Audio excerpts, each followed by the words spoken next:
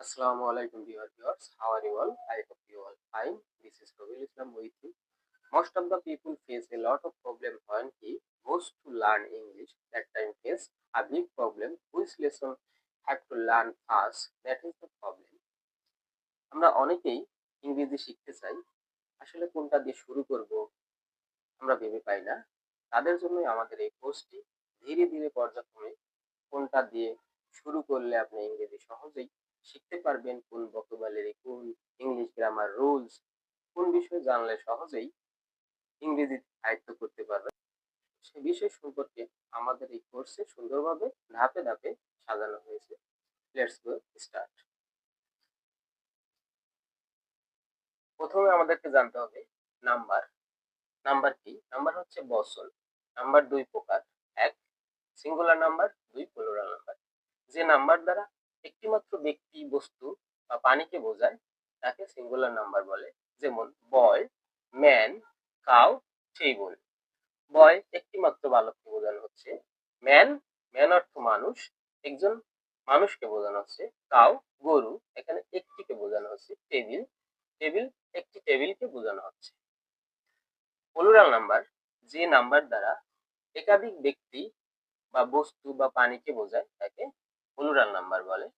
Plural নাম্বারগুলোর মধ্যে হচ্ছে বয়স, কাউস, টেবিল। যে নাম্বার দিয়ে দুই বা ততোধিক ব্যক্তি বা বস্তুকে বোঝাবে সেগুলোই হচ্ছে প্লুরাল নাম্বার। এরপর আমরা জানবো পার্সন। পার্সন কি? পার্সন অর্থ ব্যক্তি বা বস্তু।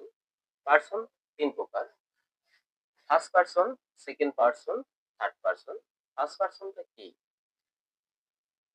বক্তা নিজেকে বোঝানোর জন্য যে পার্সন ইউজ করে সেটাই হচ্ছে ফার্স্ট পার্সন।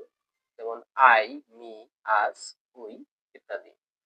সেকেন্ড পার্সন হচ্ছে বক্তা যাকে উদ্দেশ্য করে কোনো কিছু বলে সেটাই হচ্ছে সেকেন্ড পার্সন। যেমন you, your, yours. Third person হচ্ছে যার সম্পর্কে কোনো কিছু বলা হয় সেগুলোই হচ্ছে থার্ড পার্সন। যেমন হি, দে, ইট, ম্যানি, এগুলো হচ্ছে থার্ড পার্সন। থার্ড পার্সন দুই প্রকার: থার্ড পার্সন সিঙ্গুলার নাম্বার এবং third person plural number. Third person singular বলতে হি, ইট ইত্যাদি বোঝায়। যে থার্ড পার্সন দ্বারা একটি মাত্র পার্সনকে বোঝায় তাই হচ্ছে third person. Third person plural number হচ্ছে দে, ম্যানি অ্যান্ড আদার্স। দে বলতে তারা, তারা অনেকগুলো, ম্যানি অনেক, এই কারণেই এগুলোকে থার্ড পার্সন প্লুরাল নাম্বার বলা হয়। এরপর জানতে হবে প্রোনাউন। প্রোনাউনের মধ্যে কয়েক প্রকার প্রোনাউন আছে। তার মধ্যে পার্সোনাল প্রোনাউন আমরা ইংরেজি বাক্য তৈরি করার ক্ষেত্রে বেশি ইউজ করি। এজন্য আমরা প্রথমে জানবো পার্সোনাল প্রোনাউন। পার্সোনাল প্রোনাউনের কয়েকটি ফর্মে আমরা পাই। যেমন subjective form, objective form, possessive form. Subjective ফর্মের মধ্যে রয়েছে আই আমি বা আমার, ইউ তুমি তোমরা, উই আমরা, হি সে ছেলেদের ক্ষেত্রে, সি সে মেয়েদের ক্ষেত্রে, দে তারা, ইট এটা।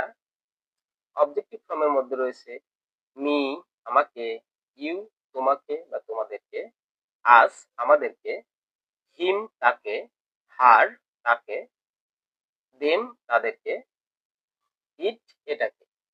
পসেসিভ ফর্মের মধ্যে রয়েছে মাই আমার, ইওর তোমার বা তোমাদের, আওয়ার আমাদের, হিজ তার, হার তার, দেয়ার তাদের, ইটস এটার।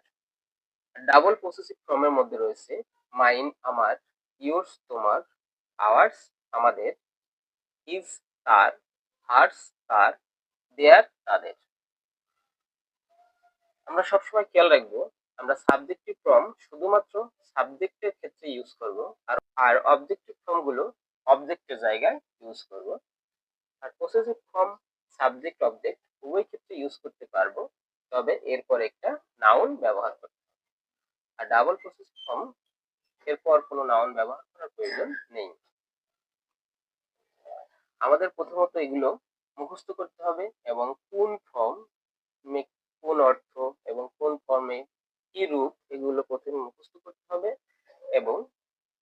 এরপরে এগুলো বাক্য তৈরি করার ক্ষেত্রে ব্যবহার করতে হবে এবং প্রচুর প্র্যাকটিস করতে হবে। এরপর আমরা জানবো সাবজেক্ট। সাবজেক্টটা কি? সাবজেক্ট হচ্ছে কর্তা। সাবজেক্ট সবসময় বাক্যের শুরুতে ব্যবহার হয়। বাক্যের শুরুতে যেটি ব্যবহার হয় সেগুলোই হচ্ছে সাবজেক্ট। সাবজেক্ট যে কোনো কাজ সম্পাদন করে। সাবজেক্ট হিসেবে আমরা noun, pronoun, adjective, adverb, phrasal verb, infinitive এবং জেরান্ড ইউজ করতে পারি। আর ভার্ব, ভার্ব হচ্ছে বাক্যের গুরুত্বপূর্ণ বিষয়। ভার্বের মধ্যে রয়েছে অক্সিলারি ভার্ব এবং মেইন ভার্ব।